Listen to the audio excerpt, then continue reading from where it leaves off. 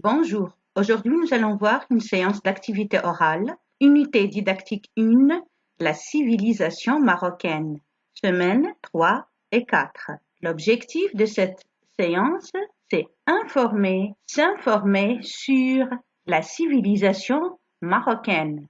Nous sommes devant la situation suivante. Le professeur te demande d'informer tes camarades de classe sur un monument historique ou sur une activité artisanale ou commerciale. On passe à l'étape j'observe et je découvre. Je prends connaissance de la situation. Que représente chacune des images 1, 2 et 3?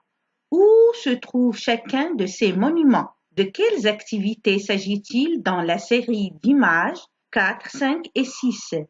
Où trouve-t-on ces boutiques? On passe aux réponses. Les images 1, 2 et 3 représentent des monuments historiques. La première image représente Volubilis. C'est une ville romaine qui se trouve près de Moulay Zrhoun. La deuxième image représente la mosquée Koutoubia de Marrakech. La troisième image représente une kasbah. La kasbah est un bâtiment très ancien qui est construit par les Berbères. Dans la série d'images 4, 5 et 6, il s'agit des activités artisanales et commerciales. L'image 4 représente une poterie. Les potiers fabriquent des vases, des plats, des bols et des articles décoratifs. L'image 5 représente des boutiques dans lesquelles les commerçants exposent des tapis et des produits artisanaux à vendre. Ces boutiques se trouvent à proximité de la mosquée El Karawin. L'image 6, ce sont les bassins multicolores de tannerie qui se trouvent dans la médina de Fès. Maintenant, deux enfants, Ito et Bouchta, observent les images réunies pour le projet de classe. Bouchta, regarde ce monument. Il est très ancien. C'est Volubilis, une ville romaine qui se trouve près de Moulay Idriss Zrhoun. Et cette mosquée, comment s'appelle-t-elle? Et où se trouve-t-elle? C'est la Koutoubia de Marrakech. Elle ressemble à la tour Hassan de Rabat.